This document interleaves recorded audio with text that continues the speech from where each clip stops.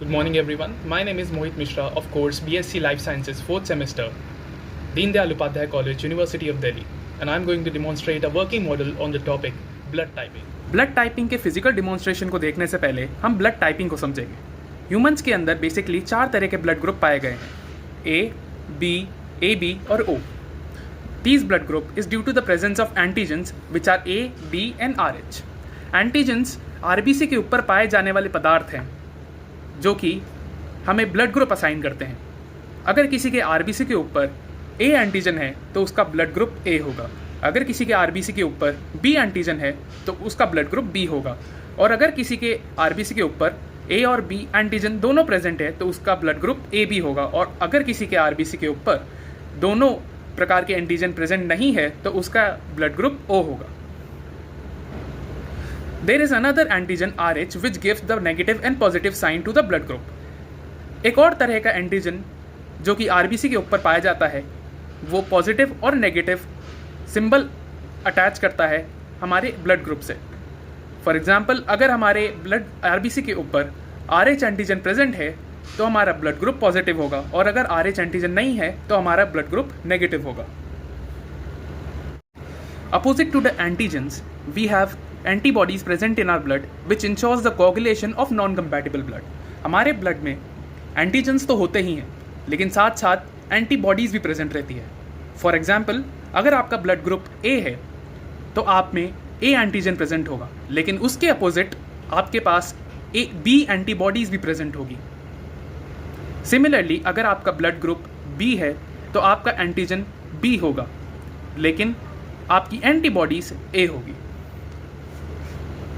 तो if a person has a blood group of A positive, it would have an antigen A and antigen RH.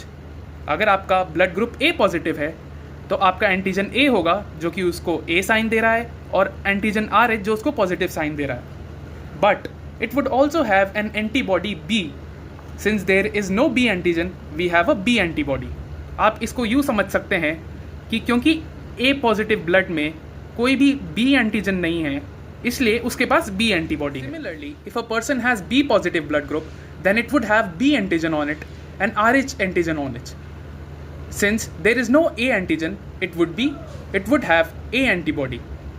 उसी प्रकार से अगर आपका blood group B positive है तो आपके पास B एंटीजन होगा और RH एंटीजन होगा, लेकिन आपके पास कोई A एंटीजन नहीं है इसलिए आपके पास A एंटीबॉडी के रूप में आएगा। तो हम इस टेबल से समझ सकते हैं कि आपके ब्लड ग्रुप के अनुसार आपके पास कौन सी एंटीबॉडी होगी और कौन सा एंटीजन होगा। जैसे आपका A पॉजिटिव ब्लड ग्रुप है तो आपका एंटीजन होगा A और RH। A इसको A सिंबल प्रोवाइड कर रहा है और RH इसको पॉजिटिव साइन दे रहा है, और क्योंकि इसके पास B एंटीजन नहीं है तो B एंटीबॉडी के रूप में आ रहा है। वैसे ही अगर आपका ब्लड ग्रुप B है तो आपके पास B एंटीजन होगा और RH एंटीजन होगा, लेकिन क्योंकि आपके पास A एंटीजन नहीं है तो A आपका एंटीबॉडी के रूप में आएगा। इसी प्रकार से अगर हम AB पॉजिटिव ब्लड ग्रुप को देखें तो आपके पास A एंटीजन होगा, B एंटीजन होगा, RH एंटीजन होगा। लेकिन अब आप देखिए यहाँ पर एक इंटरेस्टिंग बात है कि यहाँ पर हमारे पास कोई एंटीबॉडी नहीं है। क्यों? क्योंकि हमारे पास B और A ऑलरेडी प्रेजेंट है। B और A एंटीजन के रूप से पहले से ही प्रेजेंट है, इसलिए एंटीबॉडी में लाने की कोई आवश्यकता नहीं है इन्हें, और RH इनको पहले से ही पॉजिटिव साइन असाइन कर रहा है। O में कोई एंटीजन नहीं होता तो A और B एंटीबॉडी के रूप में आते हैं। वैसे ही नेगेटिव में लगभग सेम ही है, बस RH एंटीबॉडी के रूप में आएगा क्योंकि RH एंटीजन प्रेजेंट नहीं है यहाँ पर, जो कि इसके नेगेटिव साइन से पता चल रहा है। आगे बढ़ने से पहले मैं आपका ध्यान इस स्टेटमेंट की ओर केंद्रित करना चाहूँगा। Antibody antigen interaction causes the coagulation of blood. आपने नोटिस किया होगा कि किसी भी ब्लड डोनेशन कैंप में आप ब्लड डोनेट करने से पहले नर्सेस, पैरामेडिक्स या डॉक्टर्स आपका ब्लड ग्रुप की जांच करते हैं, क्योंकि कोई भी आदमी किसी को भी अपना ब्लड नहीं दे सकता। ये एंटीजन एंटीबॉडी इंटरैक्शन की वजह से कई प्रकार के ब्लड ग्रुप की मिक्सिंग की वजह से कोगुलेशन हो सकता है ब्लड का, जिससे अल्टीमेटली इंसान की डेथ भी हो सकती है। अब हम समझते हैं कि कौन किसको ब्लड दे सकता है। सबसे पहले हम ए पॉजिटिव ब्लड की बात करेंगे। ए पॉजिटिव ब्लड में एंटीजन है ए और RH और इसकी एंटीबॉडी है बी। समझ लीजिए, अगर किसी बी पॉजिटिव वाले इंसान ने ए पॉजिटिव को ब्लड दिया, बी पॉजिटिव के पास बी एंटीजन है, RH एंटीजन है और ए एंटीबॉडी है। अभी जैसा कि मैंने कहा, एंटीबॉडी और antigen interaction causes the coagulation of blood.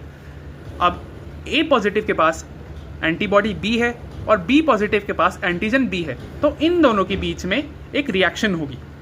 उस रिएक्शन के वजह से ए पॉजिटिव वाले के ब्लड में कोगुलेशन हो जाएगा, जिससे उसकी अल्टीमेटली डेथ भी हो सकती है और काफ़ी सीरियस इशू है। इसलिए सिमिलर टाइप के एंटीबॉडी एंटीजन का मिक्स होना एक बहुत ख़राब बात है। इसके वजह से ब्लड का कोगुलेशन हो सकता है।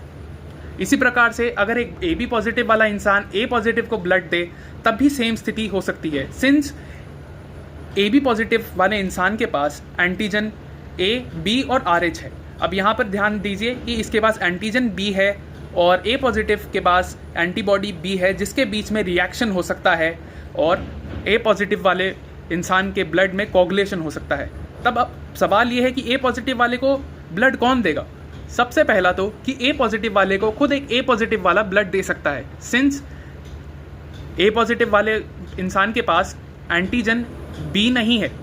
अगर आप देखें, अगर एंटीजन बी होता तब कोगुलेशन हो सकता था, लेकिन क्योंकि नहीं है तो यहाँ पर कोई एंटीजन एंटीबॉडी इंटरेक्शन नहीं होगा और आराम से ब्लड ट्रांसफ्यूजन करा जा सकता है। और इसी प्रकार से ओ पॉजिटिव वाला इंसान भी ए पॉजिटिव वाले को अपना ब्लड दे सकता है, क्योंकि इसके पास कोई भी बी एंटीजन नहीं है। इसके पास सिर्फ एक RH एंटीजन है, जिससे कुछ फर्क नहीं पड़ता और ए पॉजिटिव वाला इंसान ओ पॉजिटिव वाला इंसान ए पॉजिटिव वाले इंसान को ब्लड दे सकता है और एक सक्सेसफुल ब्लड ट्रांसफ्यूजन हो सकता है।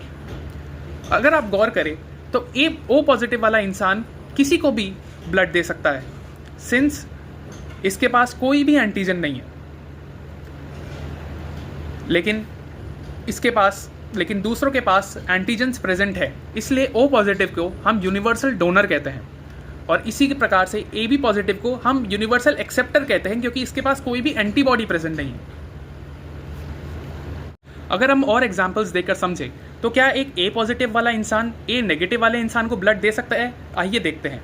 क्योंकि ए पॉजिटिव वाले इंसान के पास एंटीजन के रूप में ए और RH प्रेजेंट है और ए नेगेटिव वाले बंदे के पास एंटीबॉडी के रूप में बी और RH प्रेजेंट है, तब इनमें आप देख सकते हैं कि RH एंटीजन और RH एंटीबॉडी के बीच में रिएक्शन हो जाएगा और कोगुलेशन ऑफ ब्लड हो सकता है। इसलिए ए पॉजिटिव वाला बंदा ए नेगेटिव को ब्लड नहीं दे सकता।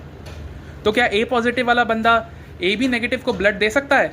आइए एक और एग्जाम्पल्स के रूप में समझते हैं। ए पॉजिटिव वाले बंदे के पास ए और RH के रूप में एंटीजन है, वही ए नेगेटिव वाले बंदे के पास RH के रूप में एंटीजन है। तो यहाँ पर भी सेम ही चीज़ होगी कि RH एंटीजन और RH एंटीबॉडी के बीच में रिएक्शन होगी और ब्लड का कोगुलेशन होगा। और साथ ही में यहाँ पर क्योंकि आप देख सकते हैं कि ए बी नेगेटिव वाले इंसान के पास बी एंटीजन प्रेजेंट है और ए पॉजिटिव वाले बंदे के पास बी एंटीबॉडी प्रेजेंट है, तो और ज़्यादा कोगुलेशन के साथ ये एकदम इनकम्पैटिबल डोनर और रिसीवर का बॉन्ड बनाएंगे। ओ पॉजिटिव के साथ साथ हम ओ नेगेटिव को भी यूनिवर्सल डोनर कहते हैं। बेसिकली हम ओ ग्रुप को ही एक यूनिवर्सल डोनर ग्रुप कहते हैं। ओ नेगेटिव के पास कोई भी एंटीजन नहीं है, इसलिए वो किसी भी सातों प्रकार के ब्लड ग्रुप वाले इंसान को अपना ब्लड डोनेट कर सकता है। क्योंकि इसके पास कोई एंटीजन नहीं है, इसलिए कोई एंटीबॉडी एंटीजन इंटरेक्शन नहीं होगा। परंतु ओ नेगेटिव किसी भी 7 प्रकार के ब्लड ग्रुप वाले इंसान के साथ या कोई भी दूसरे इंसान के साथ जिसका ब्लड ग्रुप ओ नेगेटिव ना हो, उसके साथ ब्लड एक्सचेंज नहीं कर सकता, क्योंकि इसके पास एंटीबॉडी सारी प्रकार की प्रेजेंट है। इसलिए कोई भी अगर इसको ब्लड ग्रुप देगा, रिगार्डलेस कि उनका ब्लड ग्रुप ए पॉजिटिव हो, बी पॉजिटिव हो, ए बी पॉजिटिव हो, ओ पॉजिटिव हो, ए नेगेटिव, बी नेगेटिव या ए बी नेगेटिव हो, एंटीबॉडी एंटीजन इंटरेक्शन होकर ही रहेगा, क्योंकि इसके पास एंटीबॉडी ए बी और RH है। अगर ए बी नेगेटिव वाला ब्लड देगा तो ए और बी आप देख सकते हैं कोगुलेशन हो सकता है, बी और बी का कोगुलेशन हो सकता है, ए और ए का कोगुलेशन हो सकता है, RH और RH का कोगुलेशन हो सकता है, इन तीनों का कोगुलेशन हो सकता है। ये तो एकदम ही पोलर अपोजिट है। इसलिए O negative is a universal donor, लेकिन ये सिर्फ O नेगेटिव वाले बंदे से ही खून एक्सेप्ट कर सकता है, इसलिए it is one of the rarest blood group. Now, we will be having a physical demonstration of blood group typing using all the 4 blood group samples. Now, we are going to mix blood group A with blood group A to see if there's any coagulation happening. We have our blood group A pour in a watch glass. As we know that blood group A has an antibody B.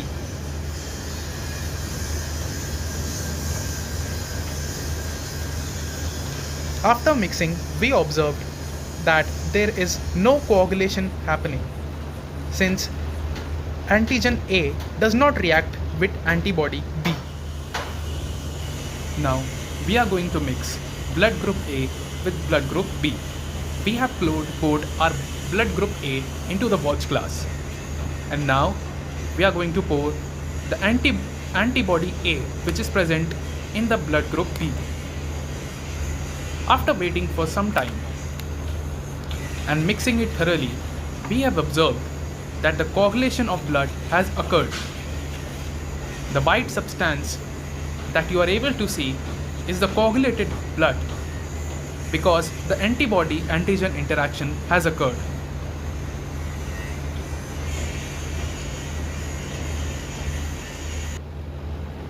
Now we are going to mix blood group A positive with blood group A negative. Now, as we know that A positive has Rh as an antigen and A negative has Rh as an antibody. So, if we mix A positive and A negative, then there is a reaction between the antigen and the antibody of Rh, leading to the coagulation of blood. As I am going to mix, we can see that there is a coagulation of blood. The white substance that you see is just the coagulated blood.